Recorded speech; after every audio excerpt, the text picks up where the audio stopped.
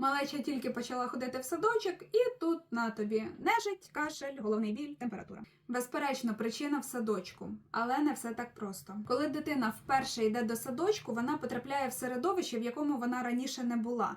І відповідно їй знайомі мікроби, які були вдома, у рідних, у кішечки, собачки, на підлозі, яку можна облизувати, але не ті, які принесли в садочок інші діти. Тому адаптований під домашні умови імунітет не справляється з тим, що трапляється з ним в садочку. Така реакція організму – це насправді не поломка, а тренування. Це як ніби імунітет проходить курс молодого бійця для того, щоб надалі справлятися швидко і без паніки. А як полегшити цю стадію і підтримати імунітет дитини? Не укріпити, а саме підтримати наявний. Дивися в моїх наступних відео.